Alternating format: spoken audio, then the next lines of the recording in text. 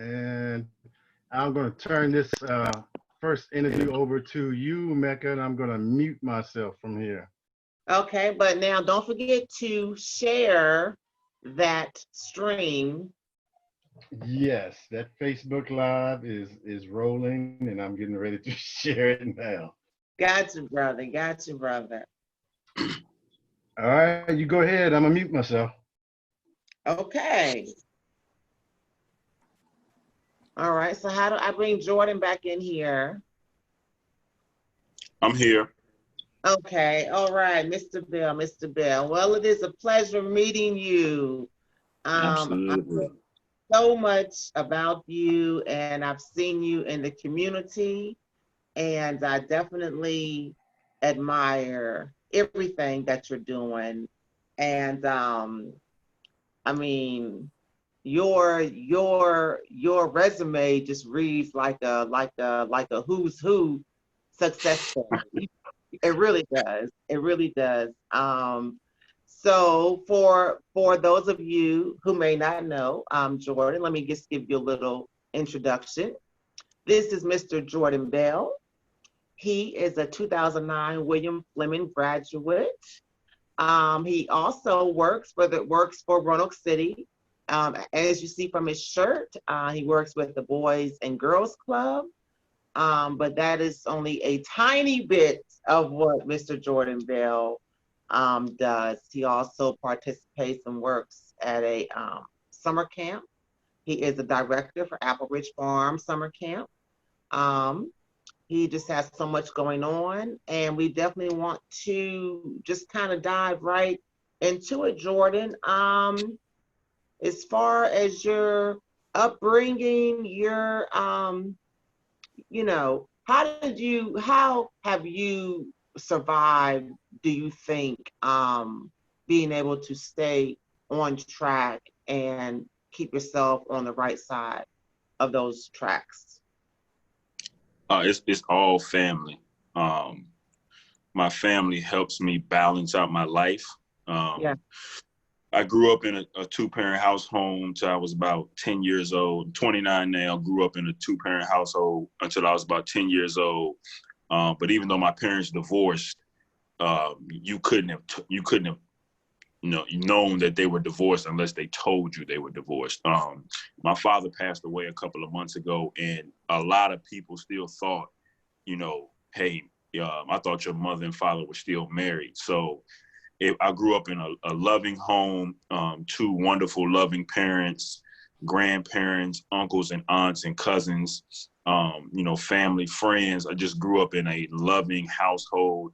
And then, of course, when I got older and I started to get into the community, into the knowledge of self and things like that, it just felt like people just gravitated towards me, or I gravitated towards them, and people just, showed love to me and stuff like that. One of those people being Mr. Cabbler on here. He's just one of those people that he's like the older brother who gives you a hard time on purpose, but it's for a reason. Yeah. So just people like that. I always tell people I have never met anyone that said anything negative about me or I said anything negative about them. It's just always felt like family once I got into the work of the community. So to me, my family has helped me balance everything that I got going on. Absolutely, absolutely. So you do believe in that motto, it takes a village? Absolutely. Absolutely. That's one of the main reasons that I do the work in Gainesboro. Is because the history that I've learned, it literally was a village. Northwest Roanoke was a village that helped raise a lot of young people into the prominent positions that they are now. So I really and truly believe that it takes a village. Absolutely, absolutely. Can you tell us a little bit about this program, the Aspire Mindsets, that you're working with the youth? So Aspire Mindset was started about 3 or 4 years ago. It's just a branch off of Apple Ridge. And what Aspire Mindset is we take young people ages 12 to 16 and we kind of just raise them up in the camp. And so they're our junior counselors. So during the summertime, they're our junior counselors to the young people. And then during the school year, we do different kind of things like community service. Last summer and the summer before that, a few of the Aspiring Mindset students, every Saturday morning, they would go and pick vegetables from the Carver Garden on Loudon. Wow. And the vegetables that they picked, they would come back over to the Lawson building and they would sell those vegetables to the community. So it was kind of, teaching them, you have to work to make money, but it was also kind of putting an entrepreneur kind of, energy into them. So community service, traveling, learning about their history, learning about the community that they live in, just trying to breed new leaders. So that's what Aspiring Mindset is. Right. And I did read, if I'm not mistaken, that program also works on building the youth mentally. Yes, that's the main part of it. So before every meeting that we have, we do a kind of mindfulness activity just to kind of center themselves, and we always have our meetings in Gainesboro. So we make sure that we have our meetings in Gainesboro so that when they walk outside the door, they can say, hey, Mr. Jordan, what's that? Mr. Jordan, what's that? And I'm able to tell them what that is. And then they'll ask questions after that, and we may go on a tour. But it's mainly about building them up mentally. Yes. And then we believe from that, they will be successful in other arenas. Absolutely. Definitely, I think, and you tell me your view, in our community, mental health has always had kind of like a negative stigma. Yeah. And I think that has caused people to be so discouraged from seeking help, when they truly need it. Mm-hmm. So I definitely admire that, and that is absolutely wonderful thing. Well, let me ask you something, Jordan. In working with the youth, as you do, what would you say that you see are the greatest obstacles for the youth in our community? I had a privilege of working with children from all over Roanoke. Through my work with Roanoke City, I work at a school in Southeast. Through Apple Ridge, I work with, majority, inner city kids from Northwest and places like that. Boys and Girls Club is a mixture of every single neighborhood in Roanoke. The thing that I would say that's missing the most is a lot of our children just don't have that person, but mainly a male figure that they can go to. That's what I see a lot. And it's kind of every single time I walk in the room, it doesn't matter. It doesn't matter where I am. If a little girl that I worked with sees me, yes, it's just like, oh my God, it's Mr. Jordan. And I kind of understand where that comes from, because she may not have ever had, I love you. You're going to make it. You're smart. You're intelligent. You're beautiful, and just taking care of them. So I think that male figure, from what I have seen, is the greatest stumbling point with a lot of our children. So do you think, obviously, for households that are lacking in male role models and male figures, that possibly mentorship programs can help, and things like that, like the Boys and Girls Club, and then also like the Big Brothers, Big Sisters thing, like that. I think those programs are very important, and I actually appreciate the Big Brothers, Big Sisters, because they're right in the middle of Northwest. Yes. But I think those mentorship programs are very important, because for those reasons, is a lot of, children don't have those figures at home, but those figures in the community can sign up for those mentorship programs, and they're able to introduce themselves to those children. And, sometimes our children may never see a successful Black male or woman until they graduate high school. And even till then, you know, they may not even see a successful Black person until they hit 25, maybe. And you know how far mentally that sets you back? That, hey, I've never seen anyone successful that looks like me. And that's why I think those mentorship, you know, who wants to help out in his community more and wants to mentor someone. He goes signs up for the Big Brothers Big Sisters. And a young man or a young woman is able to see, hey, I can be that. Or I could be an entrepreneur because my mentor is that. I definitely agree. Let me butt in here and ask Mr. Bell a question real quick.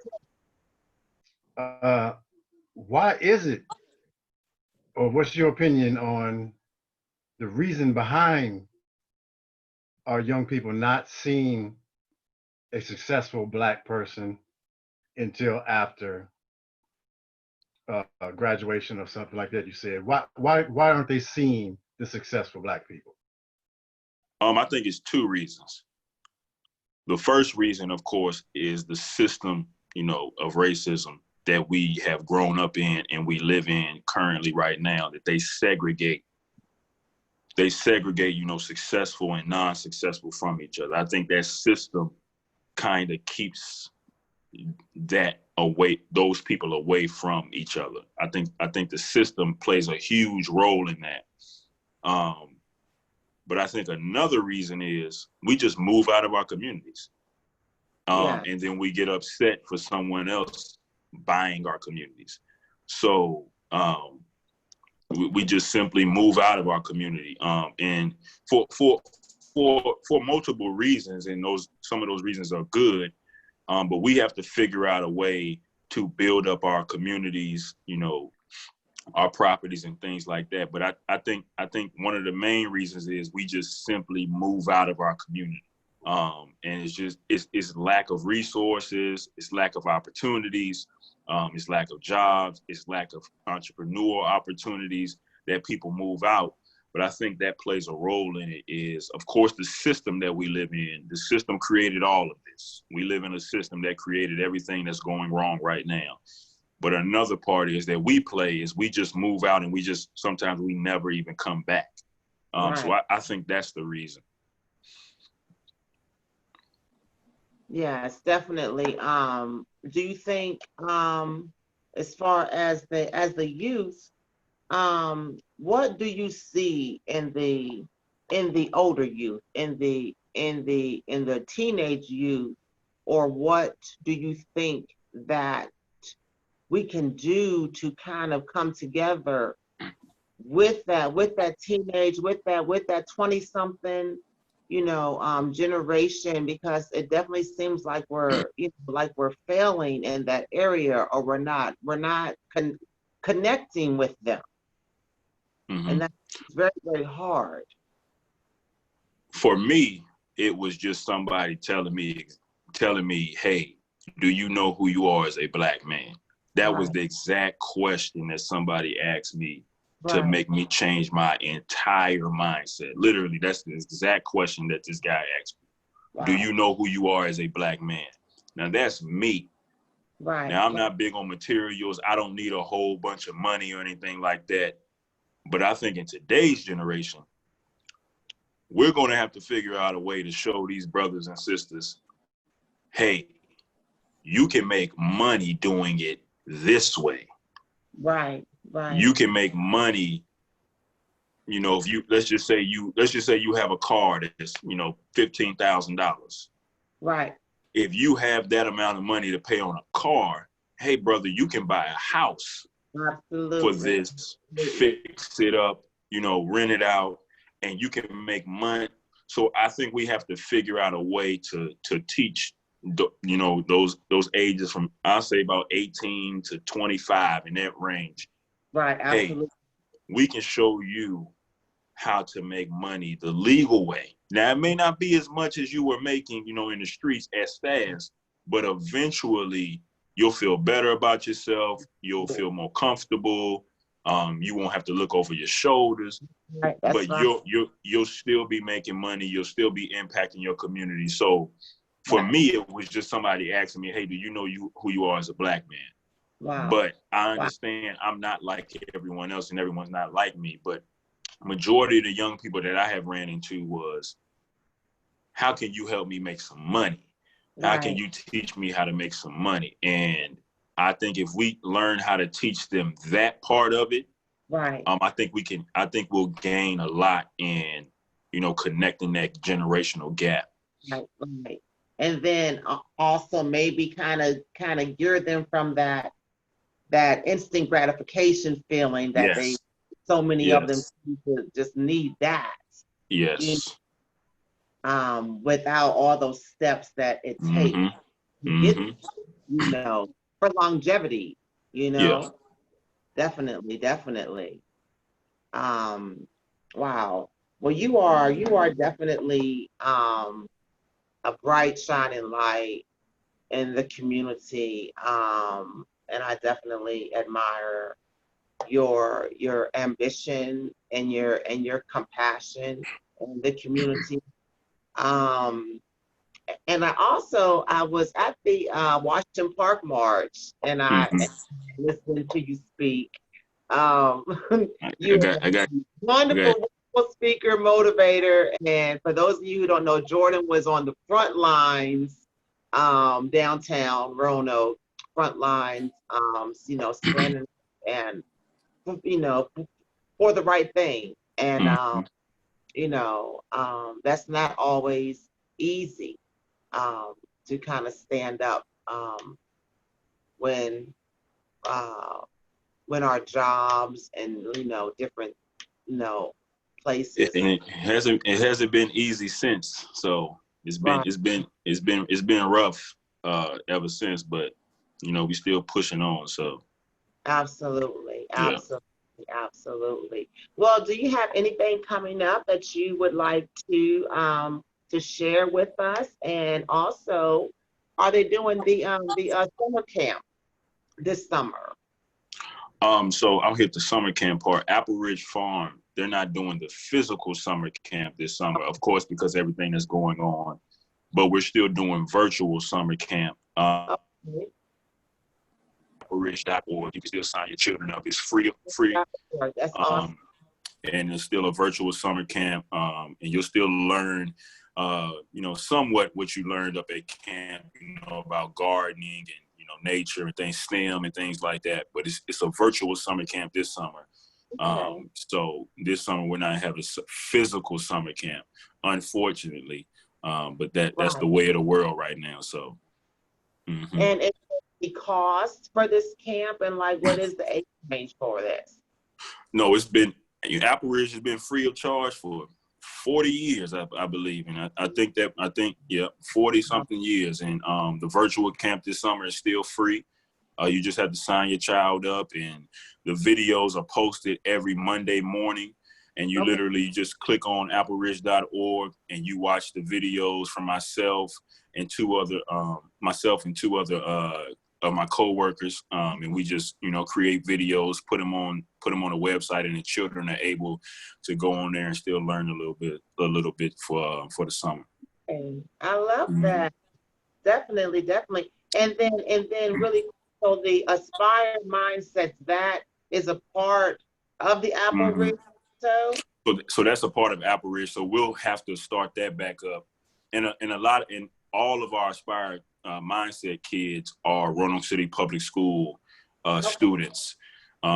So we may not be able to meet as much as we did before COVID hit, but hopefully sometime before next summer, we're able to, revamp that and get that back up and moving so that we can get ready for summer camp next summer.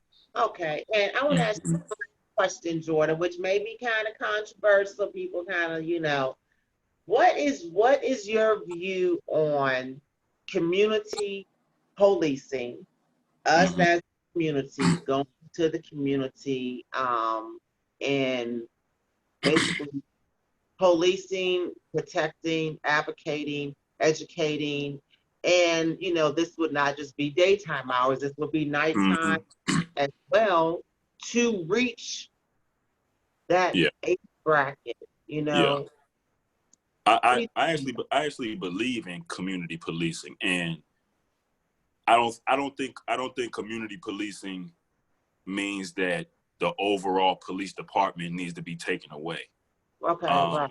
But I think community policing actually helps the police department, I think and it helps, you know, the cities that you live in.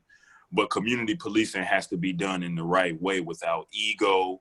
right. You know, you can't be the head of community policing and your ego is larger than everybody in you know, in the Navy. You have to be able to humble yourself when you're community policing, Right. because you're going to deal with things that you're going to have to de-escalate. You're going to have to de-escalate certain situations. So I actually believe in community policing.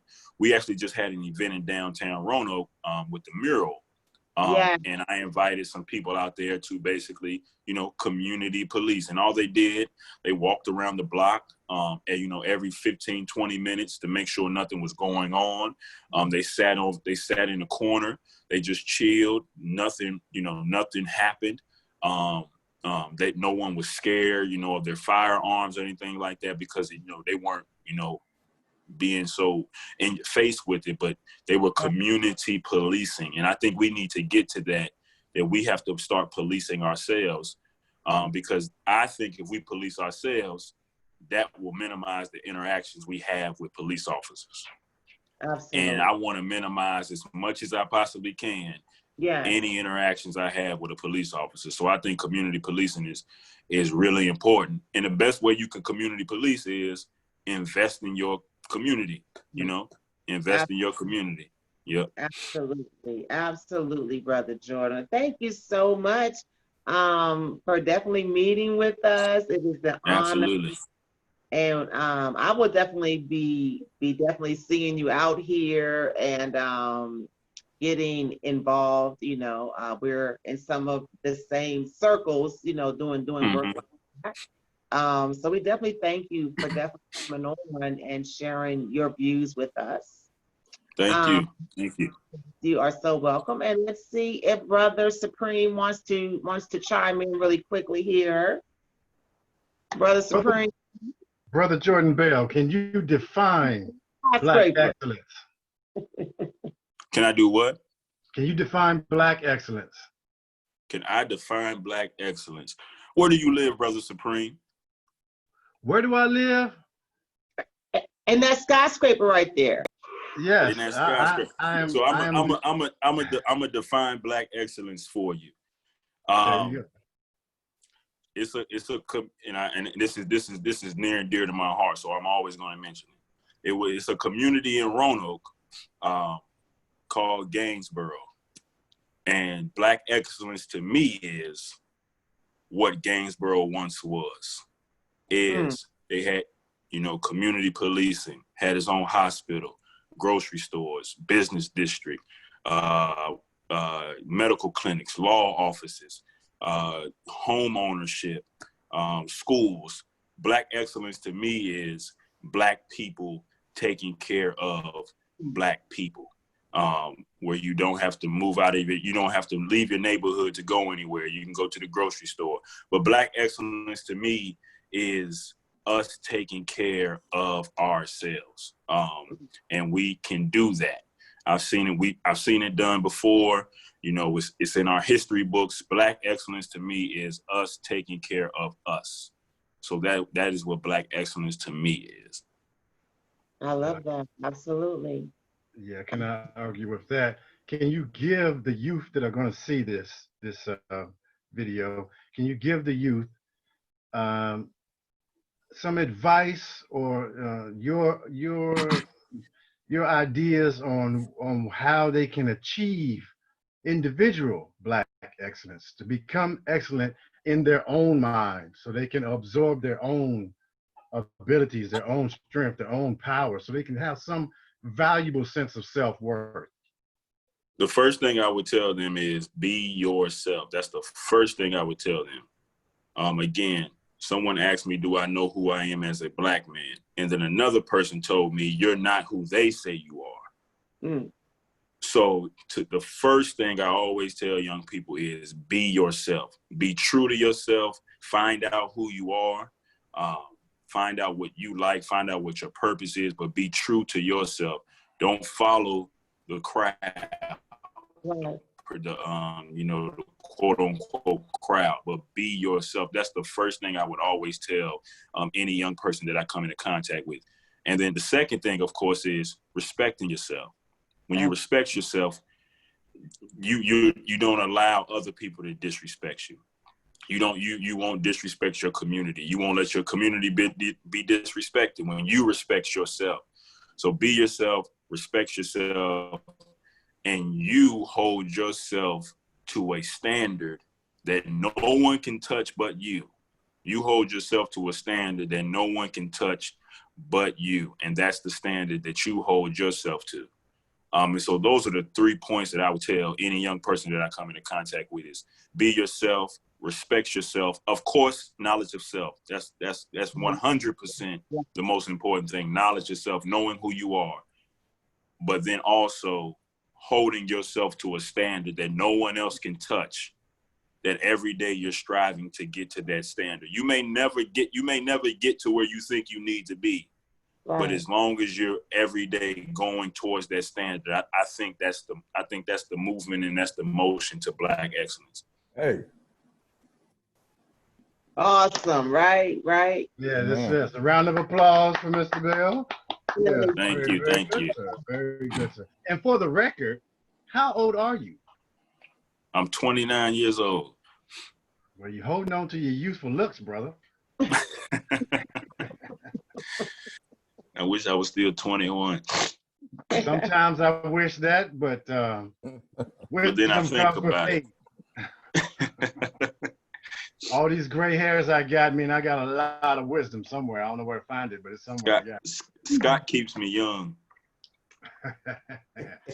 Right. Well, Mecca, are you finished your interview?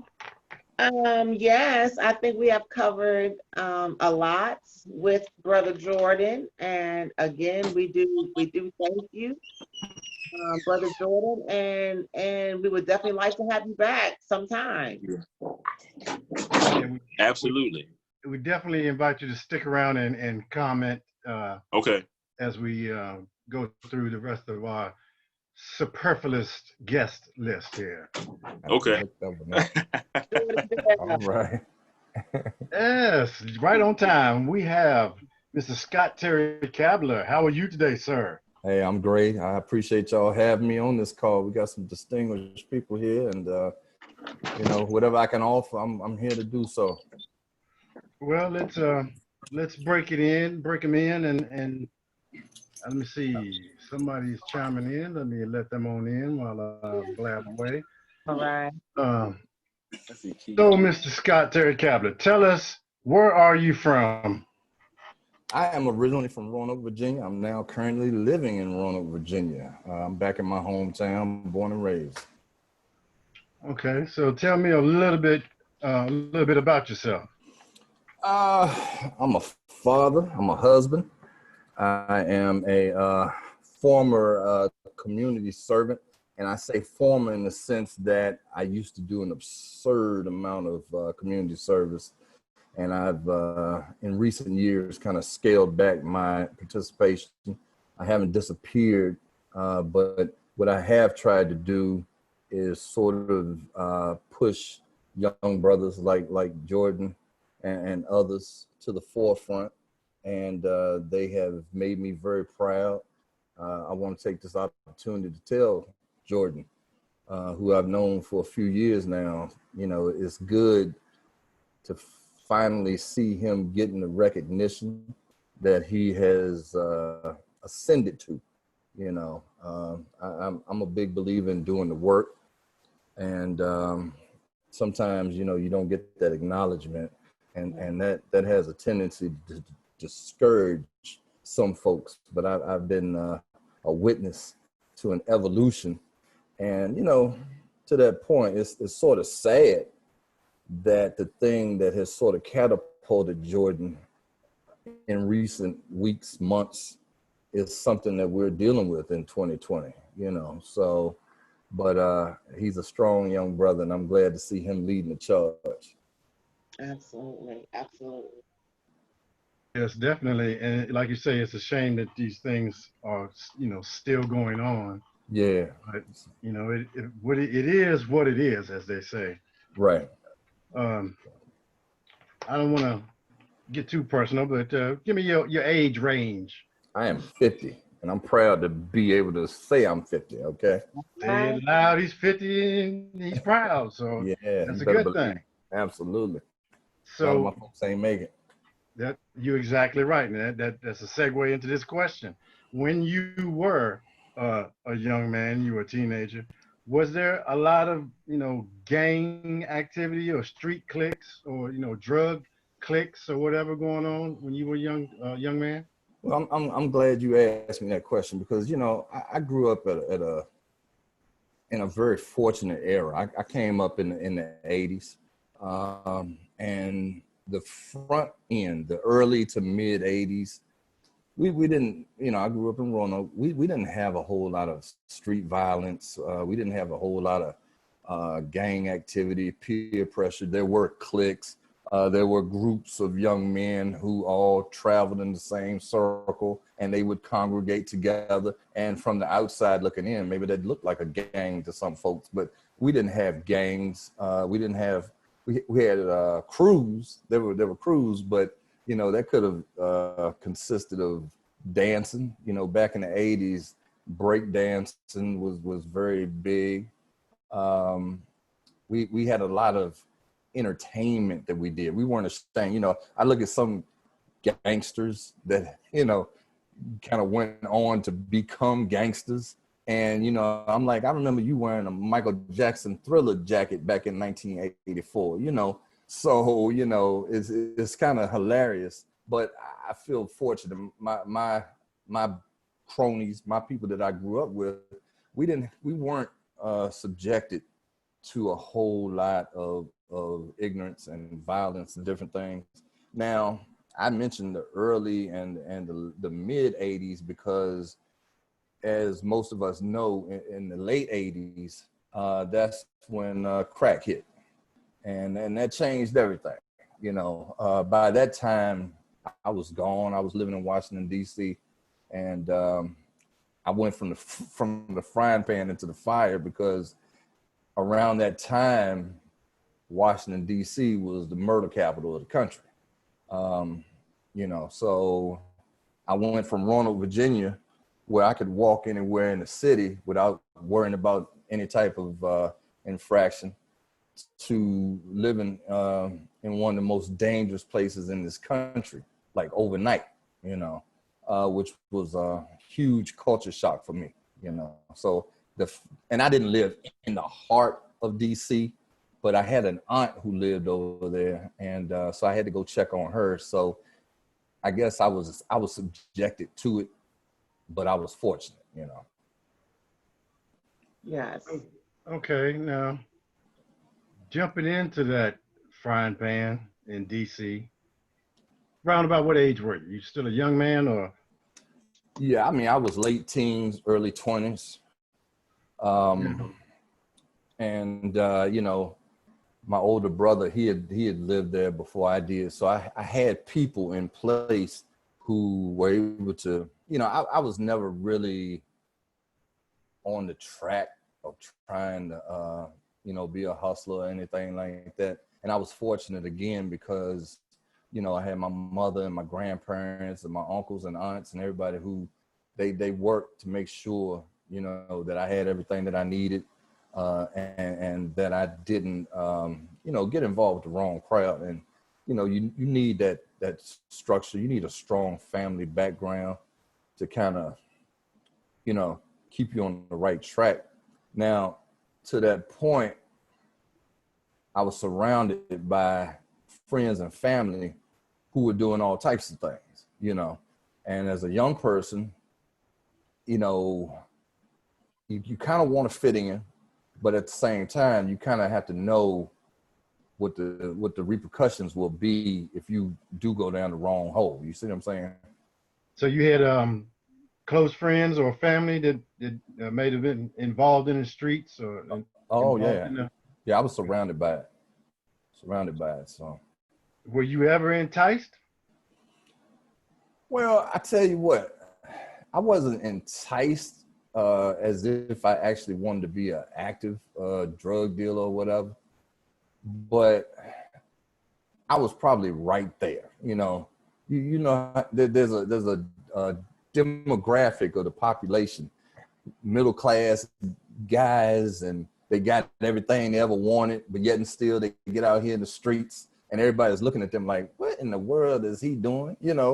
His mama, did this, and his daddy took care of him, et cetera, et cetera. But yet and still, because they want to fit in so bad, they go do something ridiculous, So Right. I was right there, but at the same time, like I said, I've always enjoyed my freedom. So, I've always been blessed with the ability to foresee circumstances. Right. So I never had to go to prison to know I didn't want to go to prison. You understand what I'm saying? I understand So that part of who I was probably kept me out of more stuff than anything. But like I said, I had many opportunities to go the wrong direction. Definitely. So would you say there are any techniques or strategies that you would recommend to young people to help them avoid going down the wrong path? And that gets hard. As an adult, first of all, I mentioned my background and when I came up, and that was a different world. Young people today are faced with so much adversity, and we're not even talking about our current situation. I mean, just before, the police violence and, the COVID-19 and all these other things we've been subjected to, young people today, they don't have luxuries overall like my generation did. I worked a part-time job because I wanted extra stuff, but it wasn't a necessity. I've been a teacher over, about 10 years ago. I taught at William Fleming. I taught a African-American male class, something that we had developed through This Valley Works at TAP. And it was really a slap in the face in the sense that I was confronted with the realities of what it is to be a teenager in a lot of homes. It's a lot of young people who are responsible for taking care of younger siblings. There's a lot of young people who are responsible for household bills, utilities, maybe. You see what I'm saying? I couldn't fathom at 15, my mama asking me where the cable bill money was. You know what I mean? Right. So I try not to look at young people and judge them for the decisions that they make. I try to catch them if I ever had an opportunity. I used to do a lot of mentoring, and it's my charge not to disassociate myself from anybody else, but my priority has always been young Black males. All right, because they can relate to me, I can relate to them, and we need more. I don't care what anybody says. Black males, we need more help, okay? Because we the ones who, and not to even use George Floyd, they got that damn knees in our necks from the time we born, okay? Preach, brother, preach. Yeah, so we at a huge disadvantage, and a lot of people don't understand it. They can't conceptualize it. This is where they tell you, when you get arrested, well, all you had to do was comply, and it's like, I didn't do anything, and it's a disconnect, Jordan, he was talking about the system, and man, I mean, we don't even have enough time to talk about the system. We got time, brother. Do we?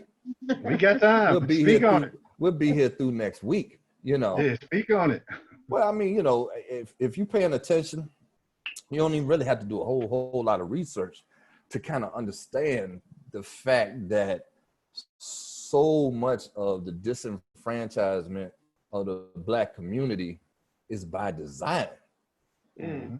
And when you start to come into that realization, it's devastating. It blows your mind, you know.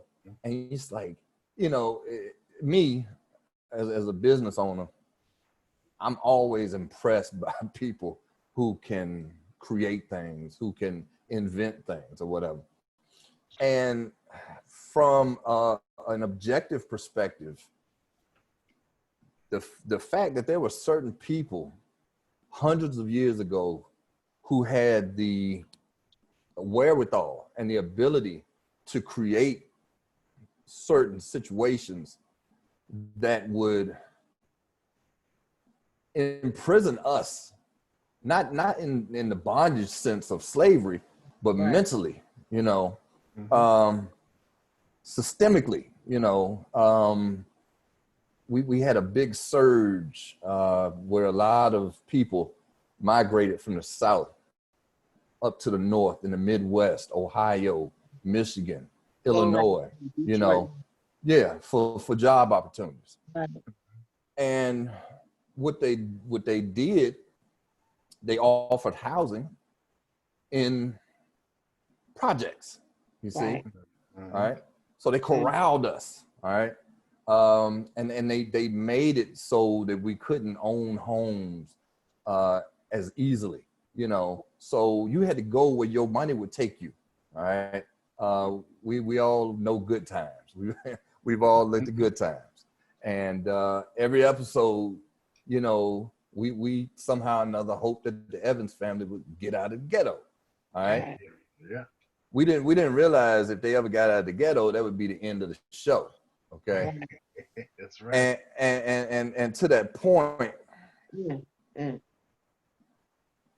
if we as a people were, and I mean as a people, not all of us in totality, but Black people as a unit were ever able to get out of the ghetto, all right, this whole country changes for the people who feel like they own this country.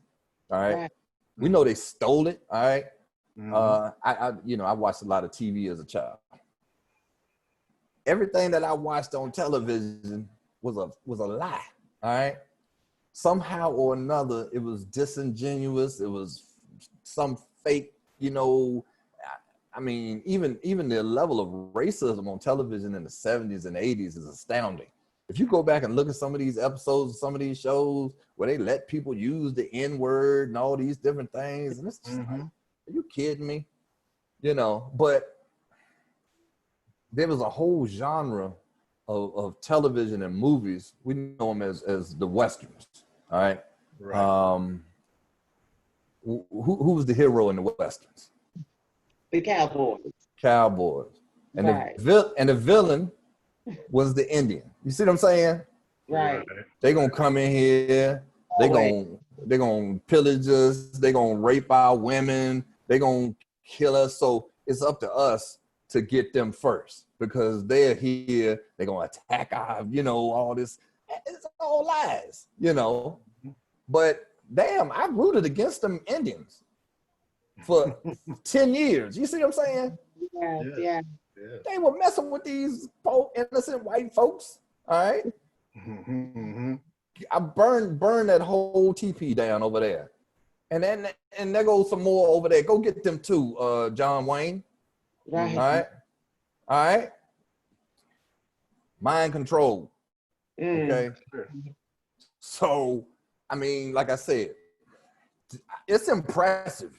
All right. If you really go back all the way back beyond Jim Crow and all these different things, man, the way they set this thing up, I give them a hand clap. They dirty. They was dirty for it, but it was ingenious. All right. Now, fast forward 400 plus years, we still dealing with the same stuff. Exactly right. You see what I'm saying? Mm-hmm. Still dealing with the same thing, man.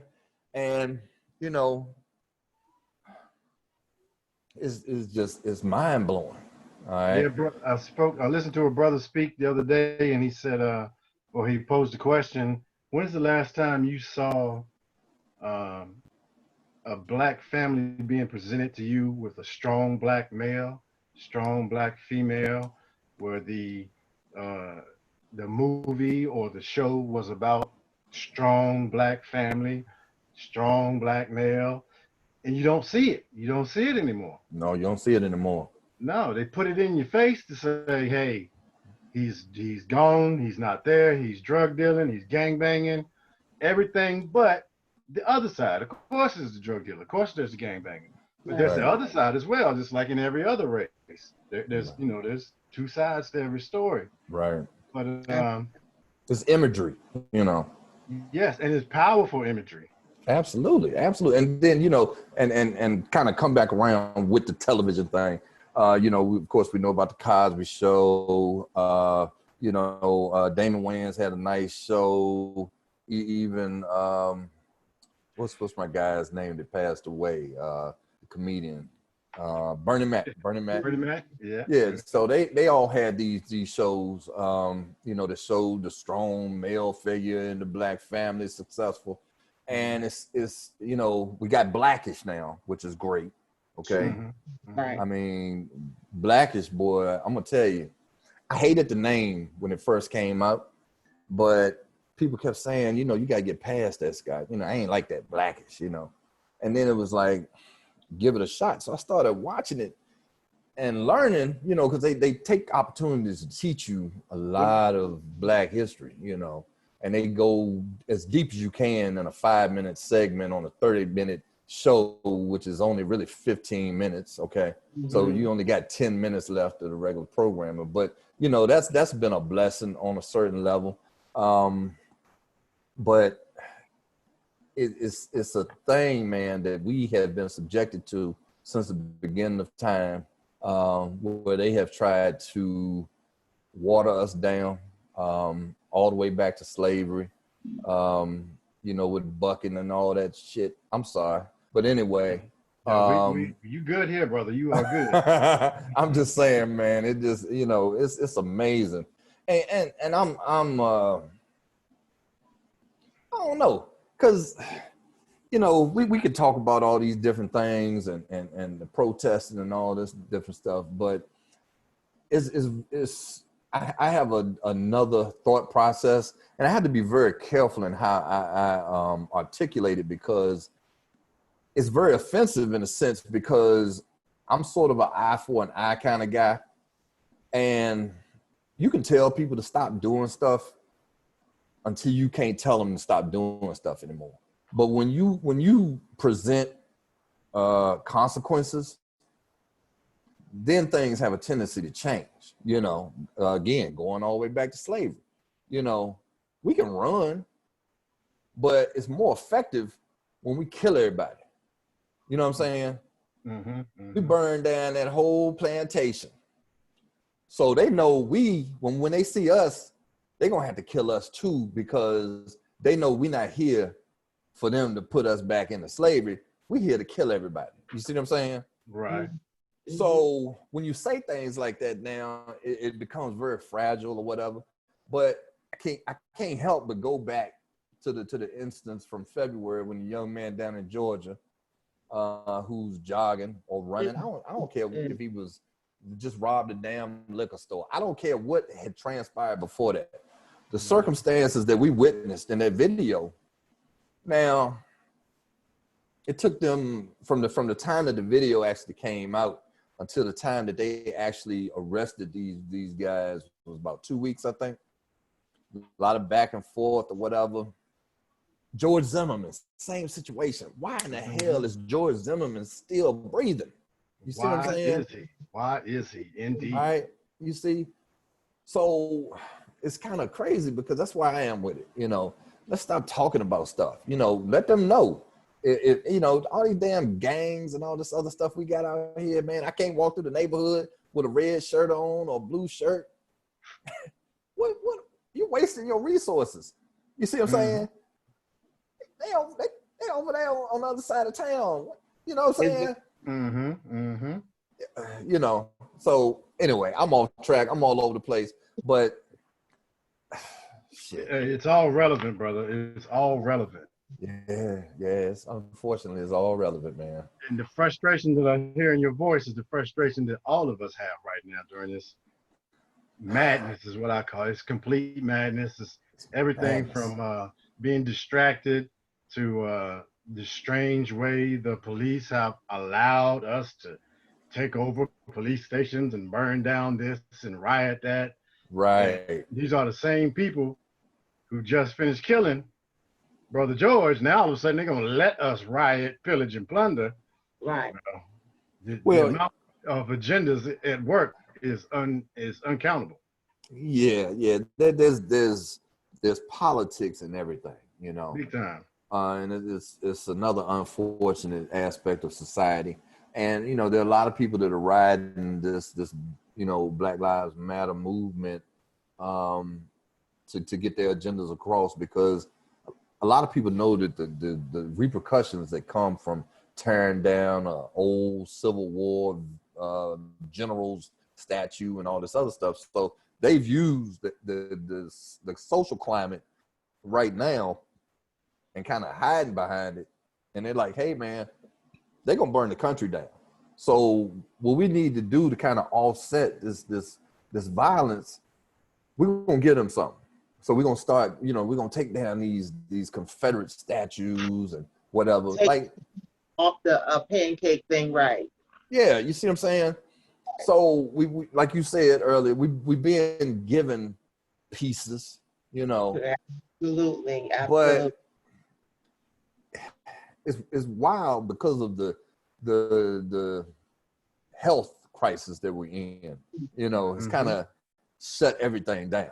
Mm-hmm. Which, looking back 10, 20 years from now, we may say it was a good thing. It may have saved this country on a certain level, or it might be just enough time for a certain sect of the population to get ready to take it to another level. You know what I'm saying? We don't know what's going to be on the other end of the corona. All right.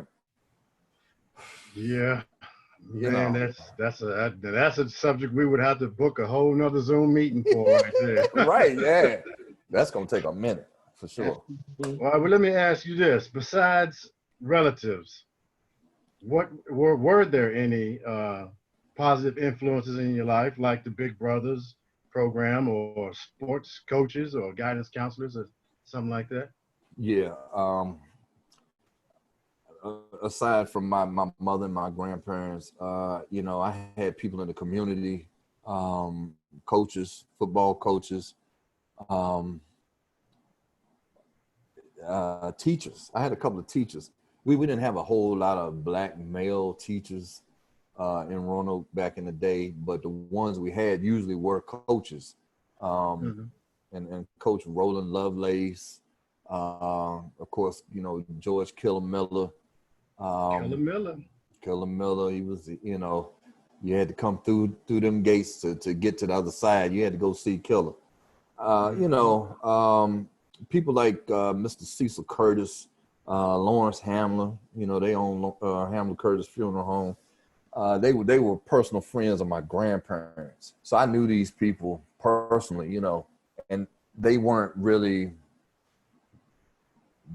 from afar role models for me. I kind of got to see them up close and personal. And I always wanted to be a businessman. My father was a businessman. He and his brothers, they had a lot of businesses in Roanoke. Speaking of Gainesboro, speaking of the yard. So, I always looked to people who had their own businesses, because I knew that I ain't want to work for nobody too long, because I have a problem with authority. Yeah, so I had to kind of, you sacrifice, you work, you get out here and you do what you got to do until you can find a little opening. And hopefully, once you find your opening, you do have somebody who can kind of help you along. But yeah, I was fortunate, man. Like I said, Roland Lovelace especially, he's always one that stood out to me because he was my teacher at Ruffner. I went to William Ruffner. And he didn't take no mess. And Mr. Day, Charles Day, who was our principal, they didn't take any mess. And that was a very transitional time, because, you know, you growing from a young child, you're a teenager, but you still act like a little boy. You see what I'm saying? You're Right. running up and down the damn halls, and you know, you grabbing girls and you doing silly stuff. Now you get ready to transition to high school. You about to become a little more responsible. So that's a very integral part of a young man's development. So I was kind of fortunate, and like I said too, I had my family members. My grandfather, you know, he was a strong black role model, the first African American supervisor at Appalachian Power Company. You know, so I always had people to look to kind of keep me on the right track and give me perspective. You know, I spoke at William Fleming a few years back, and I had to speak to all the seniors. And what I told them was, you know, you at 16, 17, 18 years old now, you can't be thinking about who you are today. All right. You got to start thinking about the guy that you're going to be, or the young lady that you're going to be 10 years from now. Okay. Who do they need you to be right now? You see what I'm saying? You go out here, you get a felony or do something like that, it affects that person. All right. And then you're going to look back and say, dang, you know, I should have done something different. But by that time, it's too late, you know. Right. So in your present life, when you move, you need to move very purposefully. You know what I'm saying? You need to stay away from trouble. Don't follow the crowd, especially if it's a wrong crowd, you know. And I tell young people, look at yourself as a company, as a corporation. Okay. I've always been a CEO of Scott Terry-Cabbler Incorporated. You see what I'm saying? So it's up to me to make sure that I'm always straight internally and outwardly, you know. I was raised in a time where shame meant something. All right. You didn't do certain things because if you were found to be a certain type of person, or if you did something or got into something, it brought shame to you, but also to your family, you know.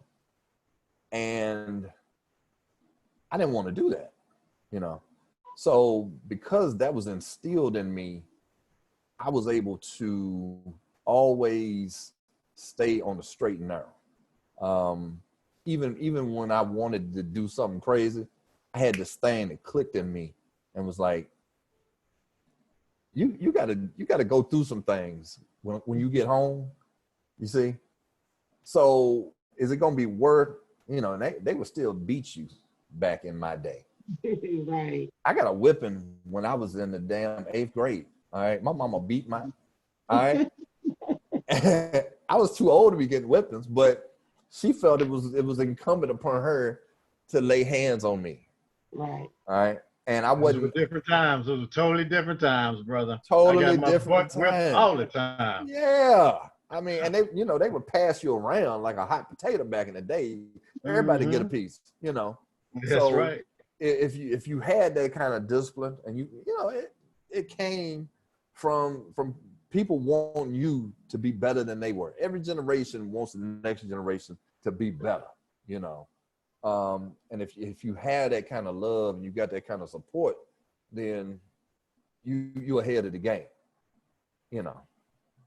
Yeah. What about right now? Do you have any role models, or I won't say idols, I hate to use the word idols, but do you got any role models that you would still look towards today?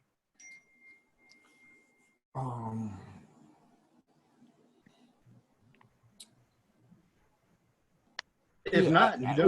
Well, no, I'm trying to think.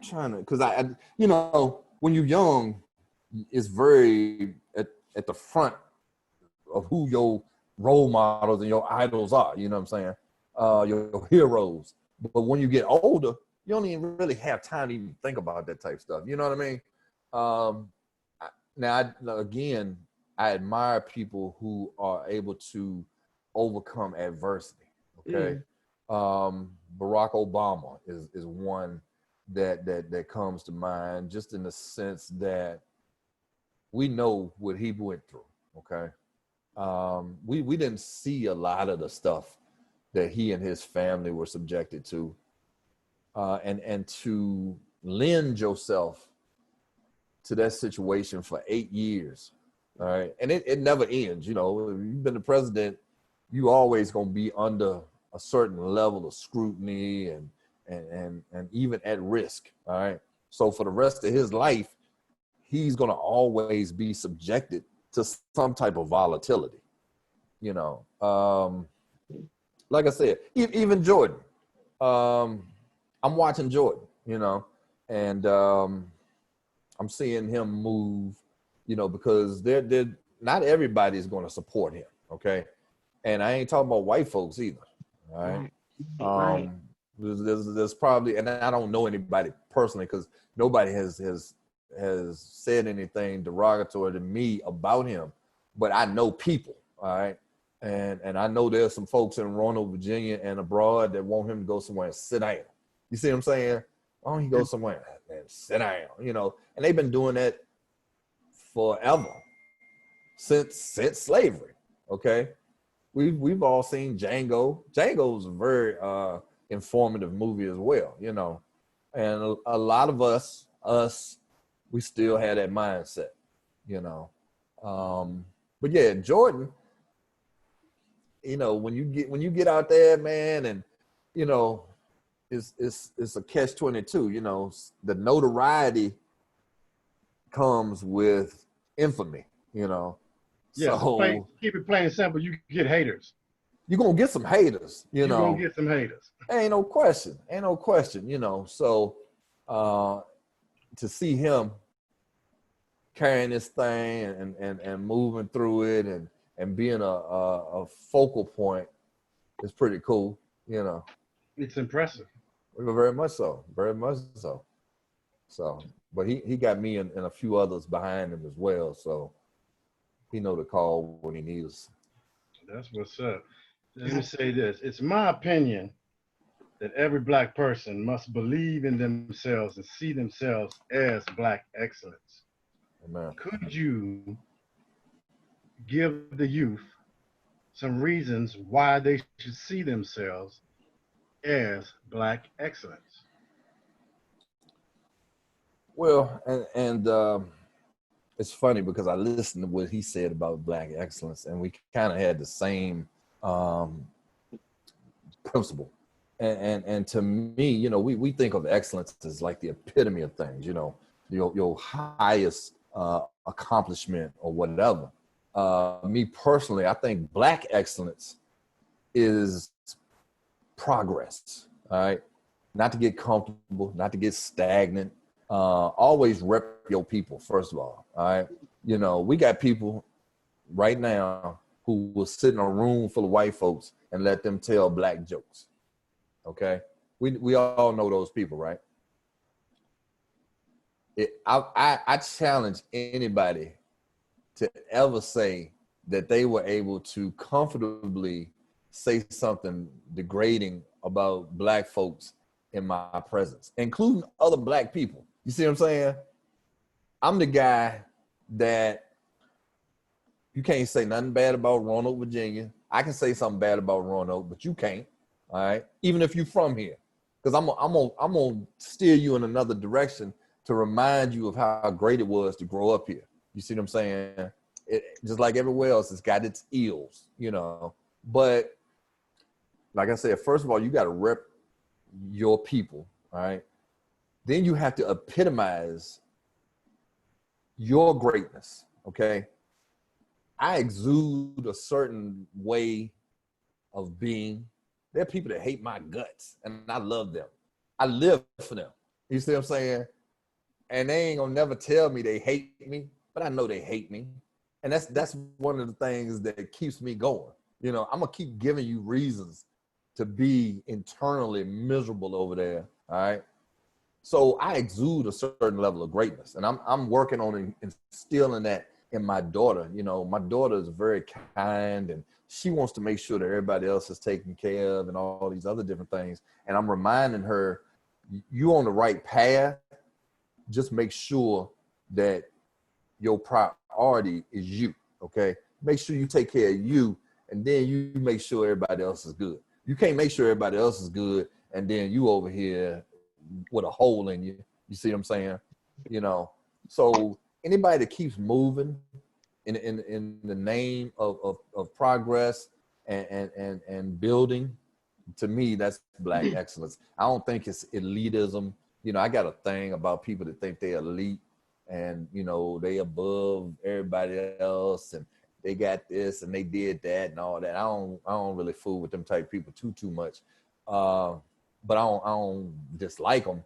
I just have to pull them back and remind them. You see what I'm saying? So that's not what I deem to be Black excellence on any level. So that's where I'm at with it. Well, brother, you are indeed an example of Black excellence. Hey, I appreciate that. For Hey, sure. man, what's real is real. And Jordan gives you much props, and he's an impressive young man. For sure. I like any young man at 29 that refers to other people as young people. Right. But There he you go. catch up with us, Scott. We Oh, the big 5-0. yeah, buddy. Yeah, he got a little more living to do, for sure. A lot more living to do. I'm very, very glad that you joined us, and I'm very honored by your presence here today, brother. Hey, man, I appreciate y'all having me. I want to thank the beautiful Mecca for helping to facilitate this piece for me. You know, I'm not a Zoom guy. This is probably about the third or fourth time I've been on Zoom. So, you know, y'all have to, I don't have a fancy picture and all that, my logo, you know. Hey, man, this is the first time I've hosted a meeting. I've been on everybody else's meeting, but this is my first time hosting. I've been sweating bullets. It would turn out right. Right. We lost Pope Sean Mitchell. He had a family crisis. Understandable. Right.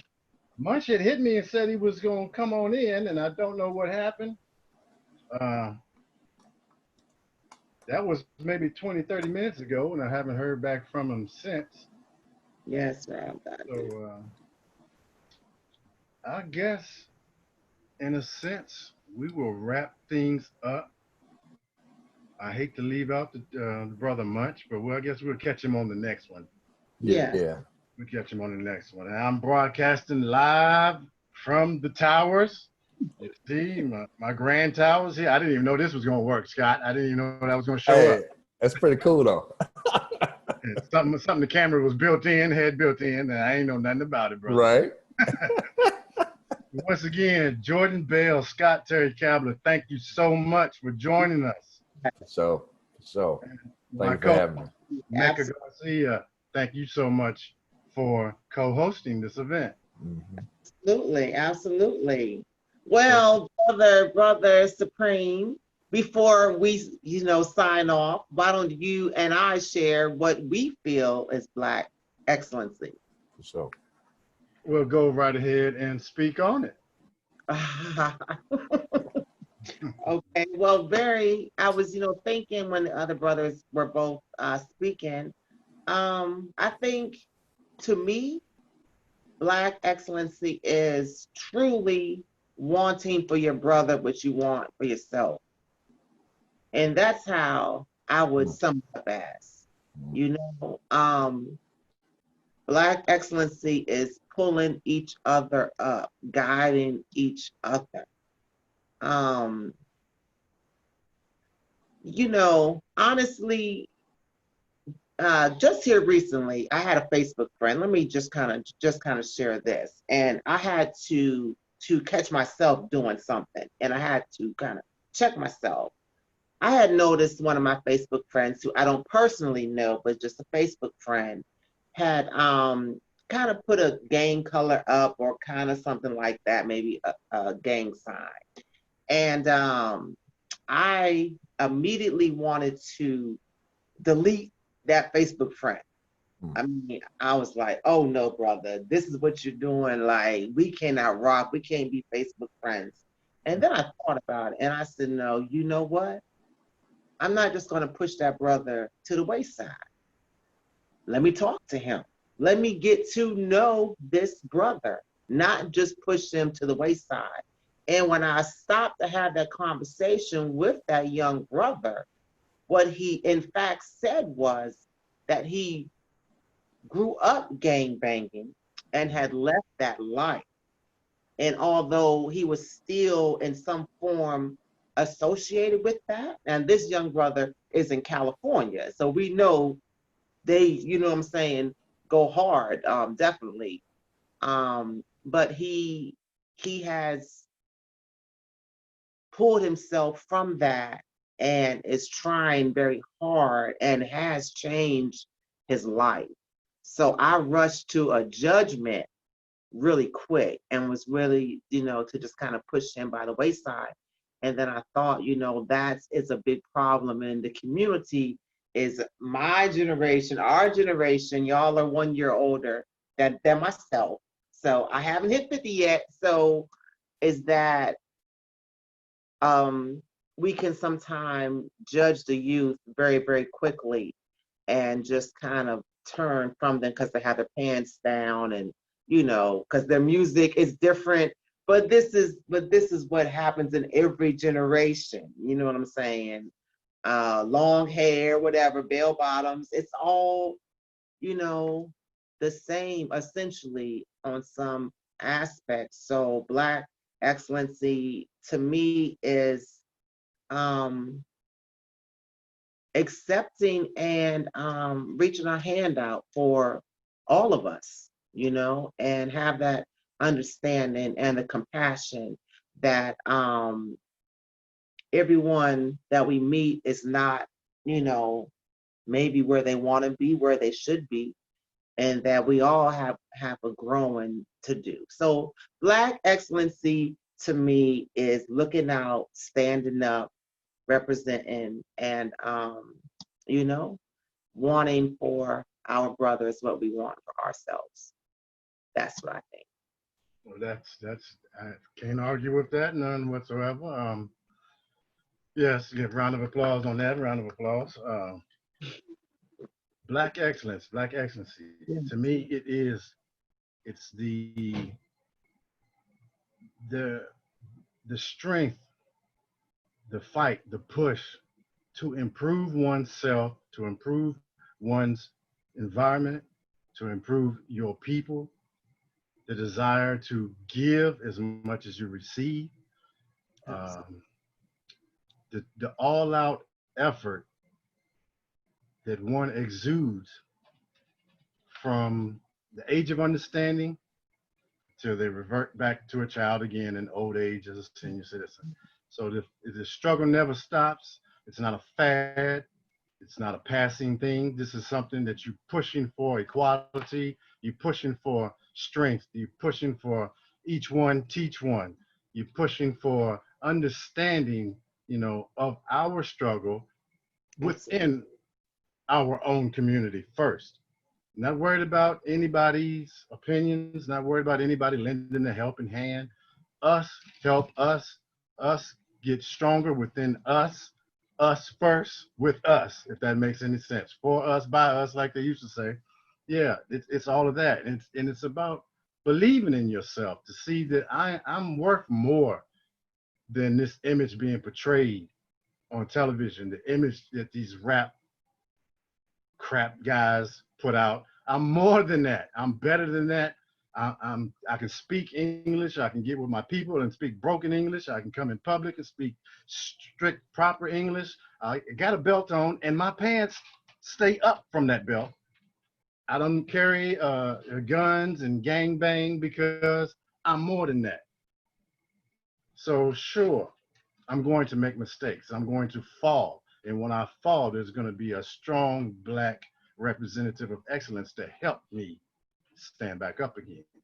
So all of these things, it's a lot I just said, but all of these things to me represent Black excellence. And I think we need to focus on Black excellence first and foremost before we worry about anything else. Let's be excellent. Let's be the best that we can be. So that's what it means to me. Yes, yes. All right, well, There it is. There it yeah, is. if anybody in the room wants to say anything, Rob Dodgett, Lamont Brooks, anybody, before we get up off here, before we end this thing. Yeah, Supreme. Let me see. Can you guys hear me? Yes, sir. Yeah. Sorry, just had a question for Brother Scott, and would have asked Jordan the same question as well, but I know he had to run.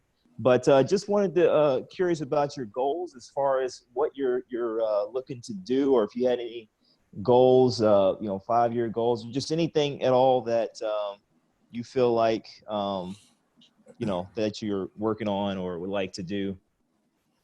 Well, I tell you, this is just something that's been tentative or whatever. When I moved back to Roanoke, I had a mentor, this young lady named Nayla Lore, who was from Roanoke. I mean, she was from New York, I'm sorry. Mm-hmm. And she kind of took me under her wing. I hadn't even moved back to Roanoke officially. And she helped me get on a board of directors for the Dumas Drama Guild. Long story short, it opened my eyes to community service in the sense that serving on local nonprofits, possibly even a corporate board or whatever, having a voice, being an African-American was very significant. And I wound up going to a program that was run by the United Way called the Minority Leadership and Empowerment Program, MLEP. And what it did was, it was supposed to have been a bridge between local organizations and young Black professionals. So what they did was they trained us in how to be board members, all right? Which is what a lot of us, especially at a young age, we don't really know about because we're not sought. We're not given the opportunity. Mm-hmm. So what it did, it teaches you how to have a firm grasp of Robert's Rules of Order, which is the basis for parliamentary procedure, And what I want to do, I can't remember when the last graduating class of that was. It may have been 2007, 2008. What we're trying to do now is reestablish that program. Right. To Roanoke is at a disadvantage because there's no Black college here. We don't have an HBCU. Mm-hmm. Mm-hmm. So there's really not that many cities of Roanoke size in this region that don't have a Black college presence, right? If you really think about it. So we've always been at a disadvantage as far as attracting African Americans, professionals, mm-hmm. all right? And we're even at an even greater disadvantage in retaining them. We don't have that epicenter. We don't have that, Sure. So we're always struggling to maintain a certain, we got a good presence of Black professionals in the New River Valley, mm-hmm. Radford, Virginia Tech. We got some in Lynchburg, at Liberty. Well, I don't know how many at Liberty anymore, But there are a lot of people here, but like Jordan was saying earlier, the sprawl is massive. Mm-hmm. Everybody's sort of just in their own corner, which makes social media that much more advantageous. Right. If there are, well, I ain't gonna say that because social media has helped me make a whole lot of money, so I can't mm-hmm. say anything negative about it. But it gives us the ability to sort of pool our resources in this area. So that's one of the things I'm kind of looking towards now. I'm probably going to have to get back into the schools. Right. I'm a member of Omega Psi Phi, so we, within my fraternity as well as outside of it, I've always made a point to go into the schools and impact at least one young brother. Mm-hmm. I don't try to spread myself too thin. They'll usually identify somebody that needs a strong mentor, and I'll help them.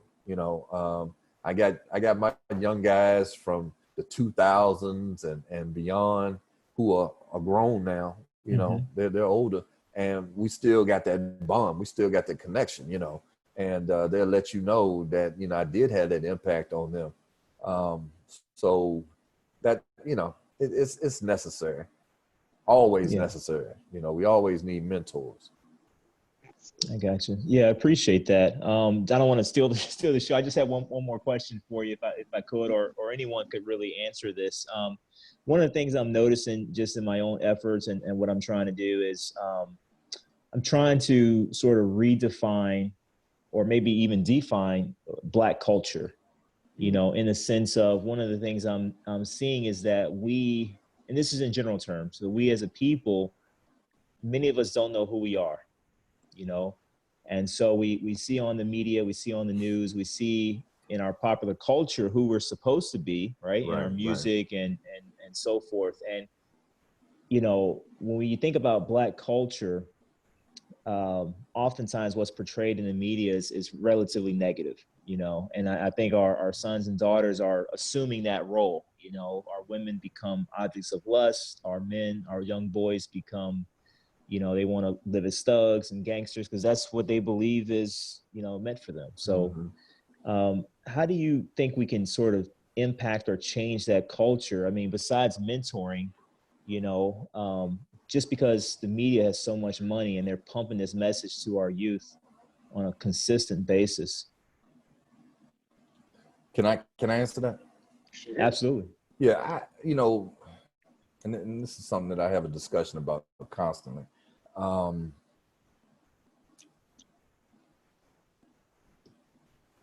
don't know if you paid attention here recently. Robert Smith, billionaire Robert Smith, Bob Johnson, they have recently started to call for reparations. Okay. So I say that to say now the reparations discussion has taken a turn because you got the richest Black men in the country talking about reparations. Okay. Right. Which validates it so much more. Right. So to that point, in order for us to change the cultural imagery, especially in entertainment, you know, it has to start at the top. Okay. I think we all love Tyler Perry, you know, for what he's accomplished. No, well, and let me say this, for what he's accomplished as a Black male. Okay. Now, I'm glad you said that. So that gets me to my point. His content, okay, is very questionable. So the argument becomes, you got one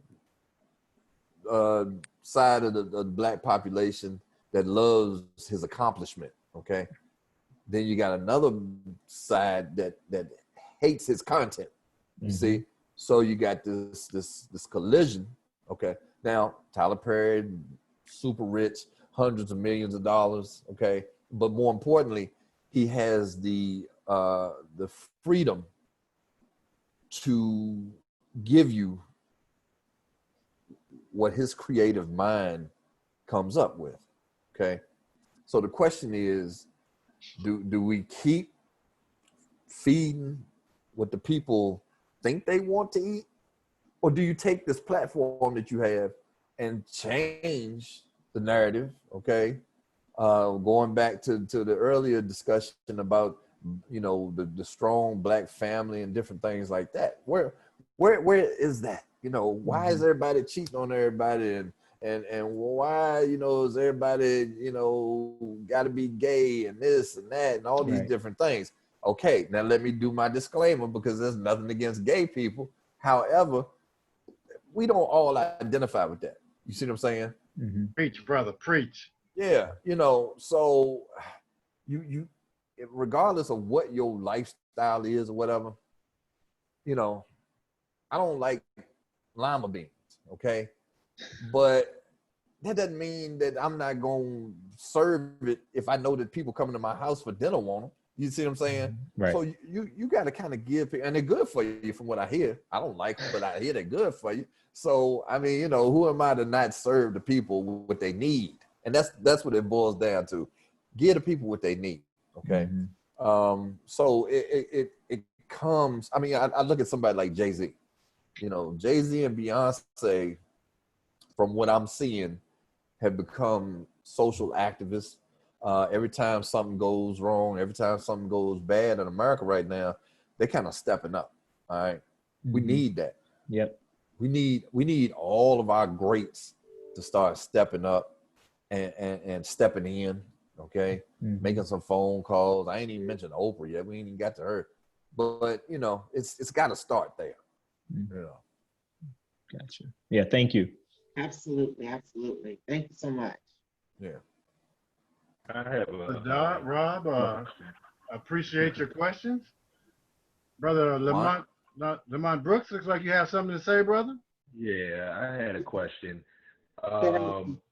Being a teacher and, you know, constantly having to, you know, help with Black boys, it seems like the schools, too, are doing a thing where they're trying to make it gender neutral, everything, like where they're kind of demasculating little boys. And my conflict is, I want to say, you know, the Black in me, you know, my dad wouldn't have put up with some of the way that these boys are acting. And, you know, the schools are kind of like encouraging it. Like, I can't say boy or girl in my Zoom meetings when we were still doing class. I have to say people or friends. I'm like, I'm their teacher, I'm not their friend. Why am I using friend?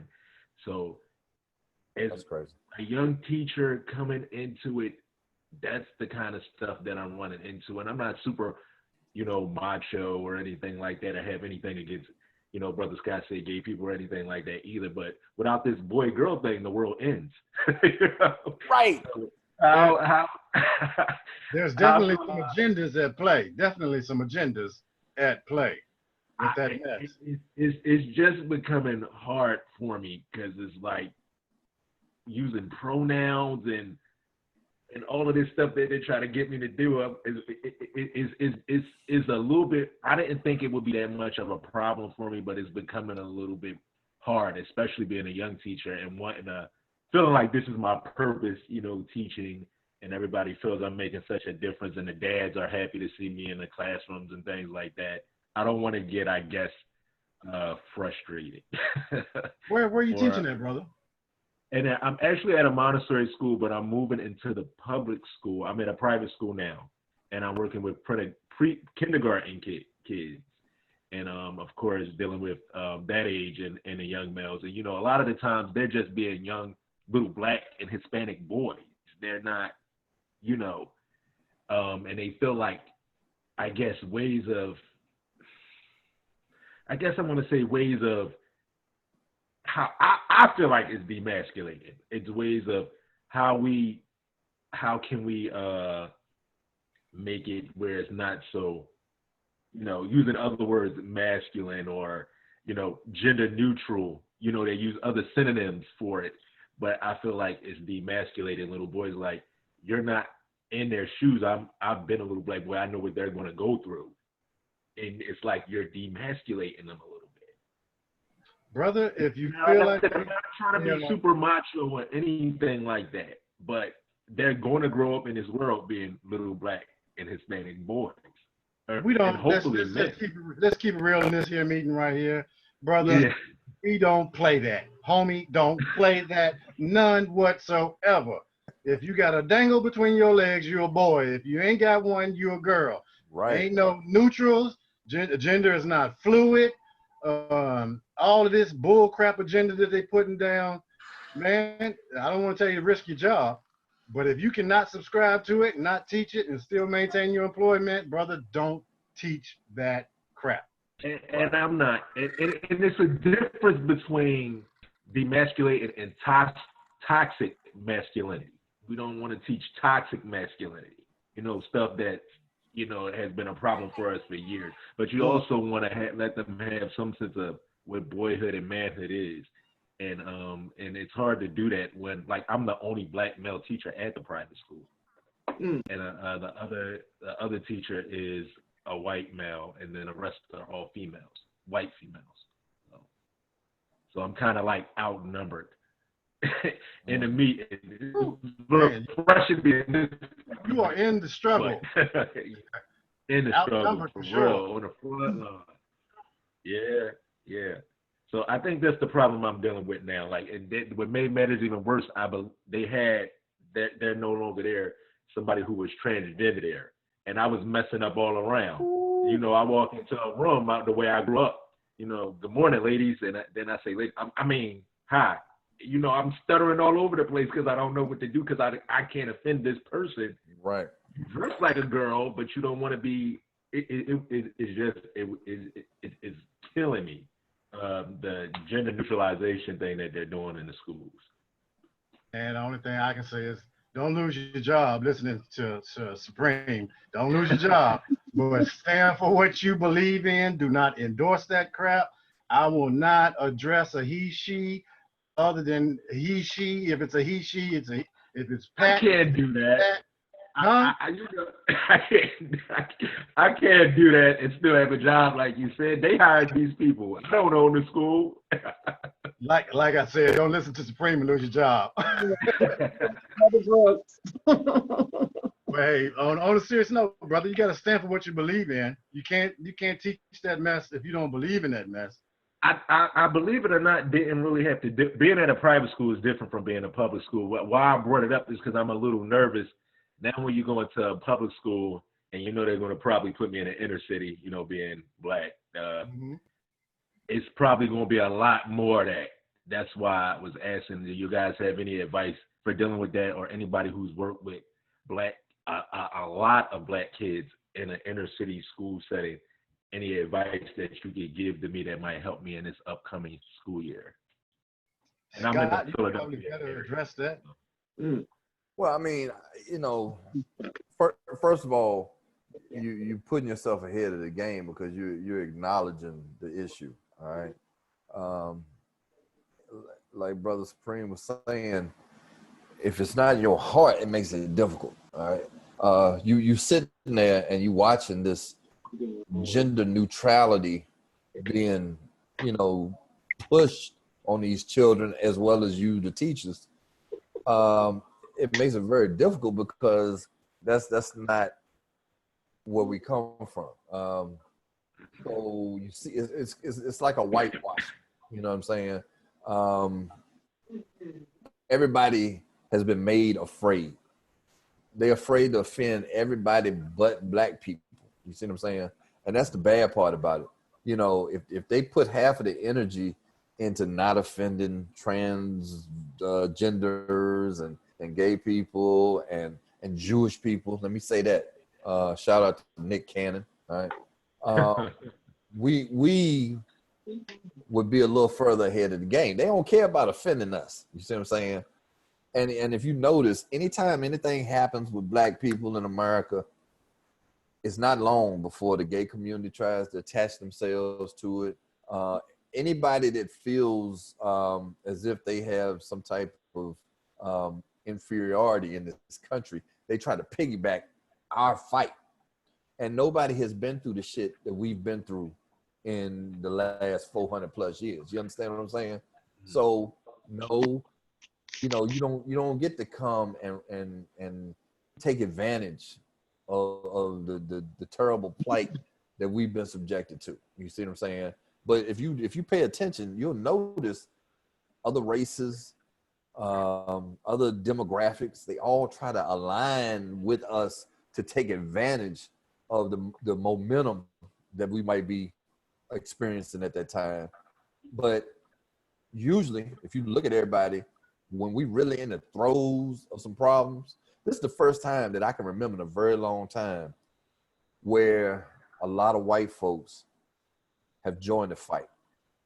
And to me, I liken it to the imagery of watching George Floyd take his last breath. I think that woke a lot of people up, just in general. All right.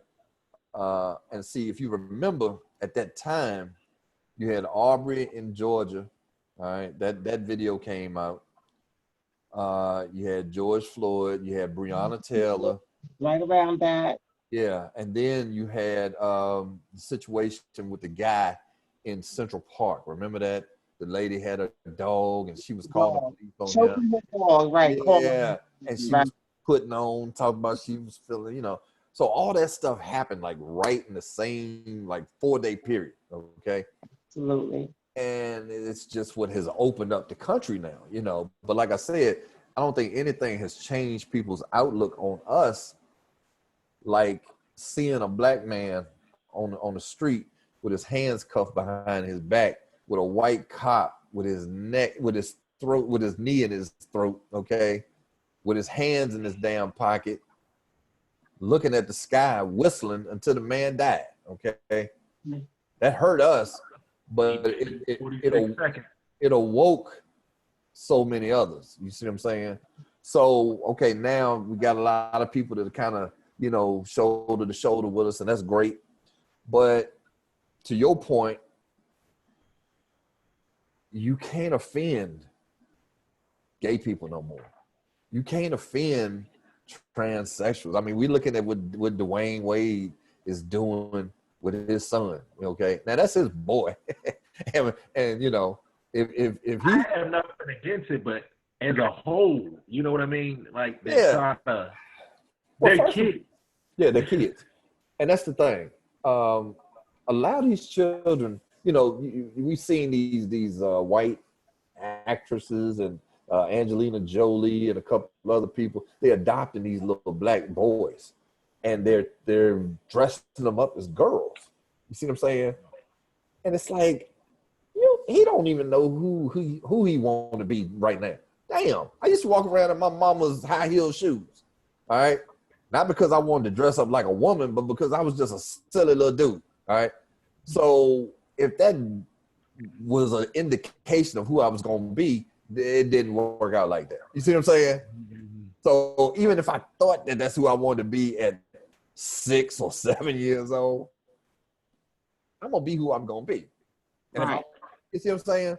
So to actually facilitate a young person's sexuality, and first of all, that's nothing that any parent should be trying to do. All right. If you catch him one day and he got on his mama's underwear and lipstick or whatever, you got a pretty good idea where that boy's going, okay? And if that is the case, that's your child. You'll be disappointed, but then you have to support that. You see what I'm saying? Because that's your baby. That's your child regardless, all right? But to push them into that is absurd, all right? I say all of this to say, in order for you to maintain, like Brother Supreme was saying, don't lose your job because of what we talking about. But this is only going to get worse. See, we dealing with neutrality on every level. Gender, race. 15 years from now, it's going to be hard to tell who's like all black and mixed. You see what I'm saying? Yeah. It's only a matter of time before the acknowledgement of light skin becomes so irrelevant, all right? Because everybody gonna be light skinned. You see what I'm saying? It's coming, I mean, we will at some point, the meshing of races, it's not even gonna be worth acknowledging, Then the white supremacists, they gonna always try to find something if you got any African blood in you or whatever. But the world that we're going into, you're always gonna have to be as neutral and as politically correct as possible. There ain't gonna be no way around it unless you just don't deal with people, Right. I asked the advice from my mom and my dad, because I'm 34 and they're like around age like 54, 55, and both of their answers, like, we raise kids in a world that's no longer, you know, the same. It doesn't exist. It doesn't, exactly.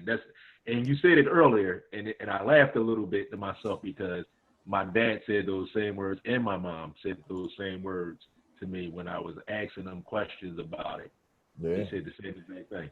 Yeah. It's Yeah. definitely a Thank you. whole different time. It's a whole new generation and a whole new ways of doing things. Well, let me just look. Fellas, let me just give my little 2 cents really quick as the only female here to the brother. As far as like how the schools are implementing, teaching, homosexuality, transgender, etc. I haven't really experienced that much into it. Like even a teacher, the kids didn't know that. I'm talking about the gender neutral more so Okay. that they're doing. Like instead of referring to them as boys and girls, they want Okay. to use friends. Okay. And I had a hard time with one of the school administrators with saying friends because I'm like, I'm their teacher. I'm not their friend. I don't want to use that. Right. So then they say, okay, then how about everyone? And we kind of like met halfway with the everyone thing. Okay. Me personally, I think, and maybe that may go to the age, into the age of the child, but I do think that people have the right to be addressed as they want to be addressed, Mm-hmm. as they see themselves. Such as, if your name is John, but you want to be called Abdul by your teacher, because that's what you recognize as Abdul, and you don't want to be John Smith or John Jones, then I believe that should be respected. I had that actually happen at a job where a supervisor was told was telling employees to refer to transgender as they or them, not him or her, but just say they or say them. And that didn't sit well with the people. That didn't sit well, call them by their name if it's, you don't want to say him, her, because it can be confusing. So, when all else fails, what's your name? Period. That's what I Yeah. We'll have to have a whole nother Zoom meeting on this subject right here. I'm gonna follow the rules. I just know going into the public school system and dealing with a bunch of different inner city kids and a bunch of different families and stuff, that this might be something that probably is going to come up a lot more often, as well as probably a bunch of other problems that I haven't experienced in the private, school era. But Right. I should be all right. And thank you guys for the program and for the advice. I appreciate it. Thank you, brother. Thank you for joining us, brother. And that brings us to the conclusion of the event. Brother Brooks, Brother Terry-Cabbler, Brother Jordan Bell, co-host Mecca Garcia, thank you so much for joining us, and I hope everyone got to express themselves fully. Hey, this was good. Thank you. We'll do it again. We'll do it again sometime. All right. So, Peace. Power to the people. all Out right. to the people. So.